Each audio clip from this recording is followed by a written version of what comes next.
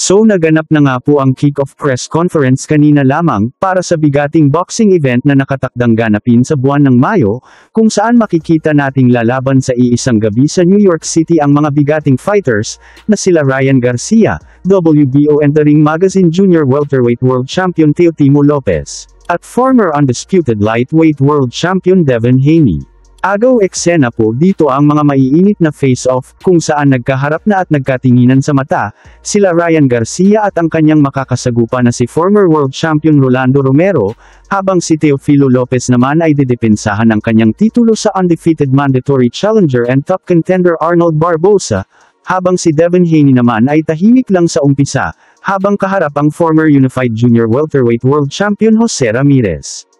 Pero ganun pa man nga po mga kabady, ay ang 6 na bigating mga boksingero na ito na maglalaban-laban sa Mayo 2, ay lahat kumpiyansa, na sila ang magtatagumpay sa kani-kanilang mga laban, kung saan lahat sila ay nangako na knockout ang sasapitin ng kanilang mga katunggali.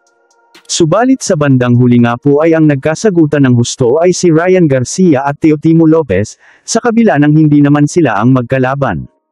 Hindi po kasi natuwa si Garcia matapos ng walang tigil na pagbibida ni Lopez sa press conference, masyado ang tunay na kampiyon sa kanilang lahat kasi siya daw ang Beijing Magazine champion. Kaya naman nagsalita na si Garcia na sana daw ay tumigil na si Lopez sa kadaldalan nito.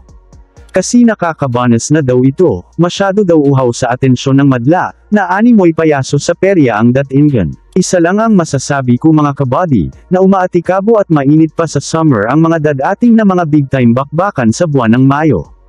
Kaya pag-ipunan ninyo na at matalpakan ang mga paborito ninyong manok, sa larangan ng suntukan. Kung mahilig ka pala sa mga usapang sports kabady, ay please pahit ako ng like at subscribe button, malaking tulong na po yan para sa aming mga content creator, maraming salamat.